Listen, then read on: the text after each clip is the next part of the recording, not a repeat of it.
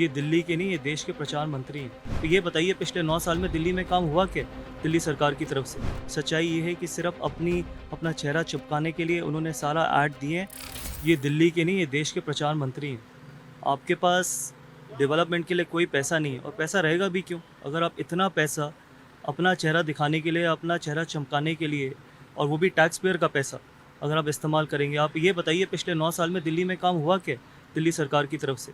अभी तो आपने बोला है कि 3000 करोड़ 3 साल में उन्होंने खर्च किया। आड़ में आप उनसे अगर 9 साल का हिसाब लेंगे ना कि दिल्ली में किस तरीके की डेवलपमेंट हुई है, तो उनके पास 2 चीज़ें बताने को नहीं होंगी। एक यूनिवर्सिटी इनॉग्रेट करी जहाँ पर 40 करोड़ रुपए दिए और उसको भी अपने नाम करवाने की कोशिश करिए।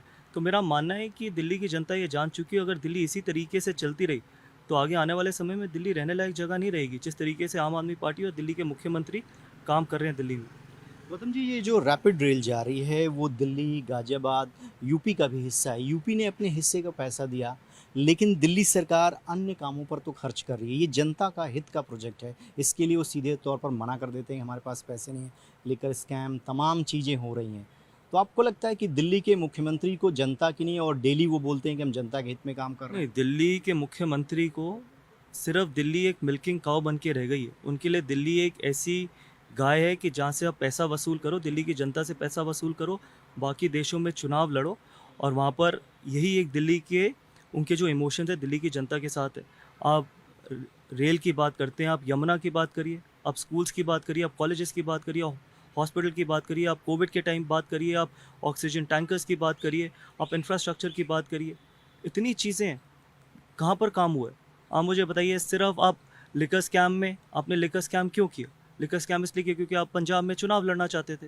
आपके पास इतना भी पैसा नहीं है कि आप, जैसे आपने बोला कि जनता हित के कार्यों में वो पैसा लगा सके, तो ये बहुत अनफॉर्चुनेट है।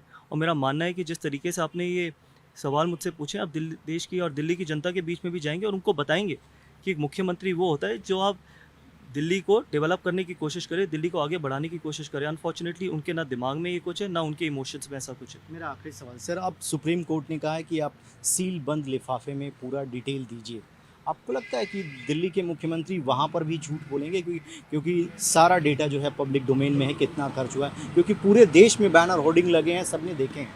देखिए, आप सील बंद लिफाफे में जो मर्जी लिख के दे दीजिए। सच्चाई ये है कि जो हम पिछले 4 साल से बोलते आए हैं कि दिल्ली में, आप दिल्ली के मुख्यमंत्री से ये सवाल पूछिए कि आपने कितना पैसा एजुकेशन पे, कितना पैसा हेल्थ पे, कितना पैसा आपने इंफ्रास्ट्रक्चर पे, कितना पैसा आपने दिल्ली को बेहतर, यमुना में, इन सारे प्रोजेक्ट्स में बनाने के लिए लगाया है।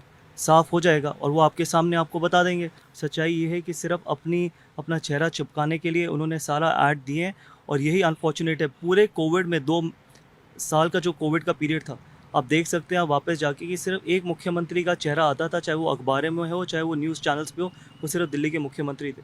तो ये अगर आपके इस तरीके के इमोशंस है, तो मेरा मानना है कभी ना कभी झूठ एक्सपोज होता है, और ये वक्त आ चुका है।